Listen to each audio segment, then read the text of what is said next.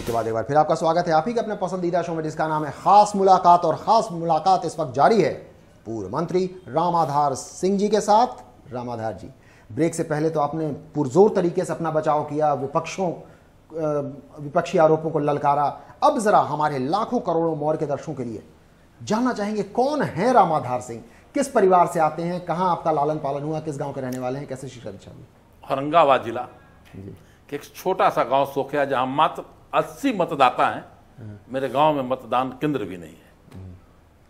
एक किसान विष्णुपत सिंह का मैं बेटा हूं, जो हल जोत कर अपने खेती स्वयं करते हैं। और जब मैं 9th क्लास में पढ़ता था तो मेरे बाबा के फुफेरे भाई गिरिडीह में बहुत अच्छे ट्रेड यूनियन थे, जो बाद में ट्रेड यूनिस्ट थे, जो बाद में गिरिडीह से सांसद हुए, एमपी बने, विधायक बने बैरमो से। 9th क्लास में उन्होंने हमको औरंगाबाद से ले जाकर बैरमो में एडमिशन कराया।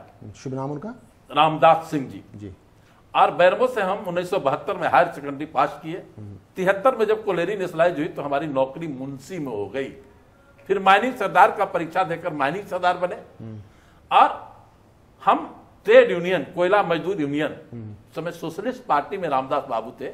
सोशलिस्ट पार्टी के हिंद मजदूर सभा से संबंधित कोयला मजदूर यूनियन के काम करता था। और जुझारूपन हमने रामदास बाबू से सीखा, क्योंकि वह हमारे बाबा के फुफेरा भाई यानी हमारे बाबा भी थे, राजनीतिक गुरु भी थे। एक वाक्य है, घटना है कि हम घर आए, हमारे पिताजी ने कहा कि विधायक के रिकमेंड पर सोन कमांड से करहा बनता है, खेत में पानी नहीं जा रहा है। उस समय जो वर्तमान माननीय सांसद है, उनके पिताजी विधायक थे। उन्होंने कहा, उनके पास हम गए, आग्रह किए कि हमको करहा बनवा दीजिए। उन्होंने कहा कि वोट हुआ तो तू बैरमो रहा, काम हुआ तो हमरा बुलाया। हमने उसी समय संकल्प लिया कि चुनाव होगा तो मैं औरंगाबाद रहूंगा। औरंगाबाद में चुनाव हुआ। दर्शकों को बताते चलें, वो विधायक का नाम राम नरेश सिंह उर्फ लूटन सिंह जी, जिन्होंने इनकी बात को अस्वीकार किया। औरंगाबाद में 250 किस साल की बात है? बात है 82 के। 85 में चुनाव हुआ, क्योंकि औरंगाबाद में हम कोई पार्टी में नहीं थे, बैरमो में सोशलिस्ट पार्टी में थे।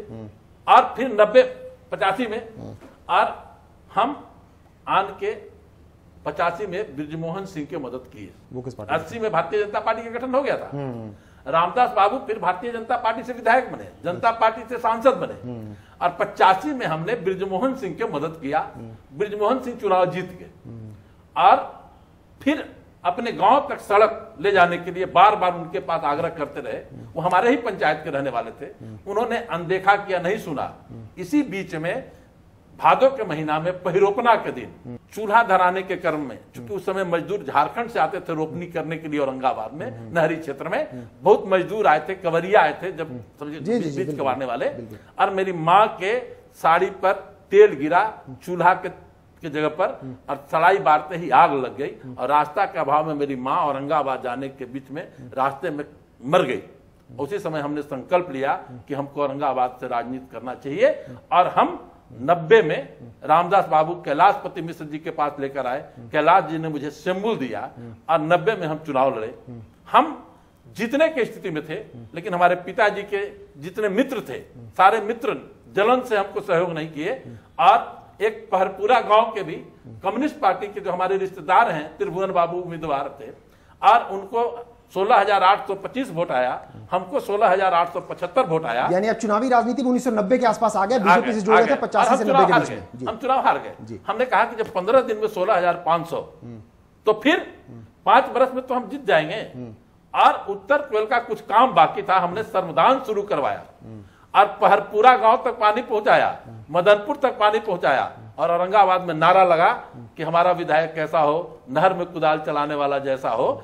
और जो व्यक्ति, लेकिन एक छोटी सी बात बता दें, पहरपुरा और वार के बीच में जो नहर है अभी भी टूटी पड़ी है, वहां तो पानी अभी तक कोई नहीं है। नहीं, अभी टूटी पड़ी है, चूंकि अभी हम वहां के प्रतिनिधि से हट चुके हैं। नहीं तो पहले भी 10-15 साल से कभी नहर में पानी नहीं आया। पहले हमने काम करवाया था पहरपुरा से, और आपके गांव के पहरपुरा गांव के पश्चिम तक के जमीन, यानी वार से पूरब और पहरपुरा के पश्चिम तक के जमीन का पटवन होता था।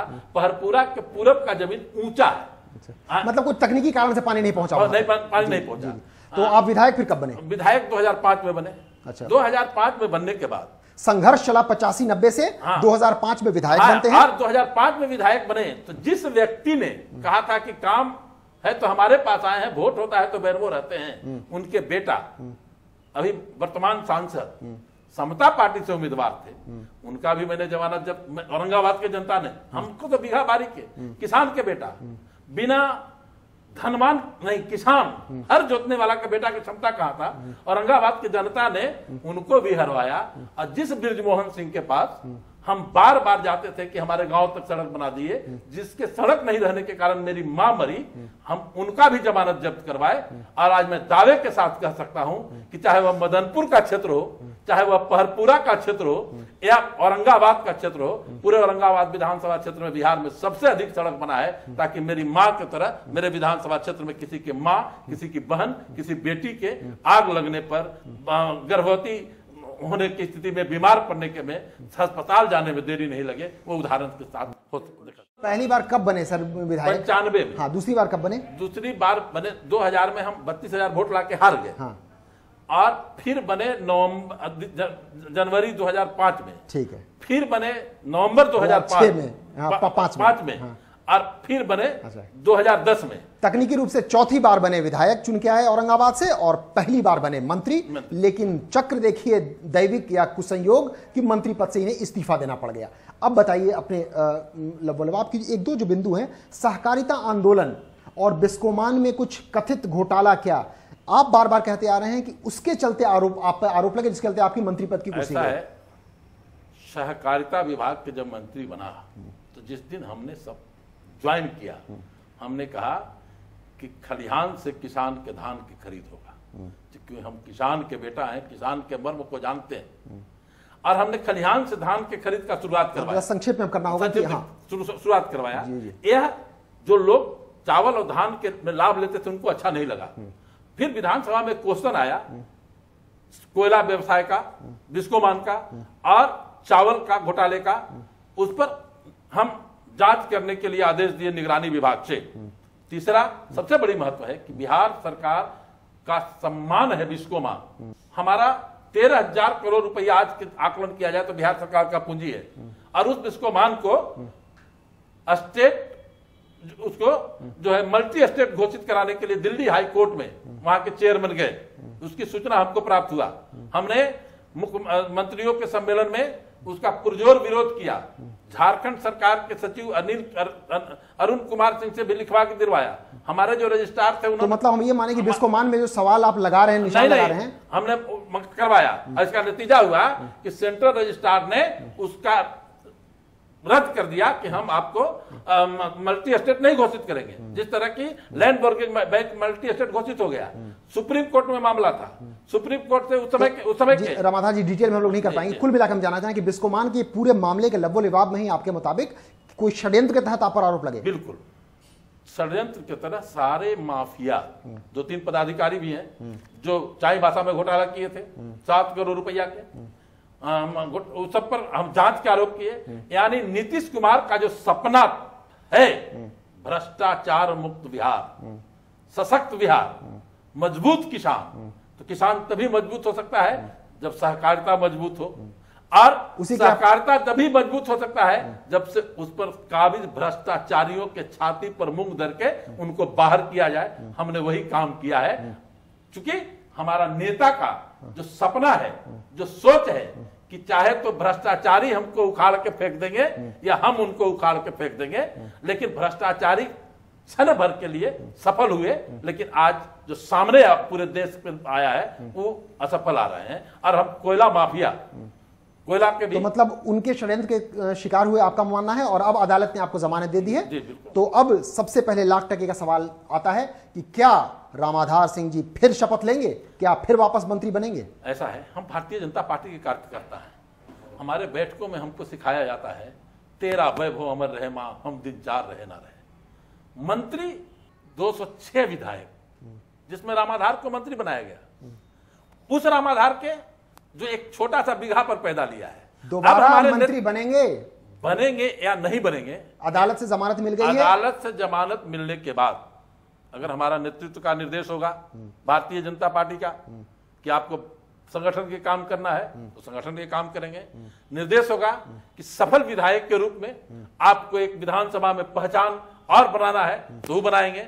अगर हमारा एनडीए का जो नेता है, जो बिहार का आधार है, पूरे देश में जिसकी चमक है आज नीतीश कुमार का, और कुशल वित्त प्रबंधक के कारण आज बिहार का जो विकास हो रहा है सुशील कुमार मोदी का, अगर दोनों का निर्देश होगा तो हम सिद्धार्थ होकर मंत्री बनेंगे। अगर उनका होगा कि नहीं तुम संगठन के लिए काम करोगे तो संगठन के लिए काम करेंगे। क्योंकि हम गीत गाते हैं कि तेरा वैभव अमर रहे मां, हम दिन चार रहे ना रहे। हम पद के लिए राजनीति नहीं करते हैं बल्कि विचारधारा के लिए राजनीति करते हैं। दीनदयाल उपाध्याय के एकात्म मानववाद और लोहिया के समाजवाद को पूरे देश तक पहुंचाने के लिए हम अपने नेताओं के एक चरण के धूल के बराबर बनकर काम करने के लिए तैयार हैं। समाजवाद और भाजपा के एकात्मवाद या राष्ट्रवाद का मिश्रण के तौर पर खुद को पेश कर रहे हैं रामाधार सिंह जी। हमें पूरी उम्मीद है कि इनसे पूरी मुकम्मल बातचीत आपको जरूर पसंद आई होगी। फिलहाल आपका बहुत बहुत शुक्रिया रामाधार जी कि आप आए, खास मुलाकात में आप पधारे। तो इस वादे के साथ हम हो रहे हैं आपसे रुखसत की अगले हफ्ते एक बार फिर होगी आपसे खास मुलाकात और आपके सामने होंगे एक और दमदार शानदार शख्सियत। तब तक मुझे दीजिए इजाजत। नमस्कार।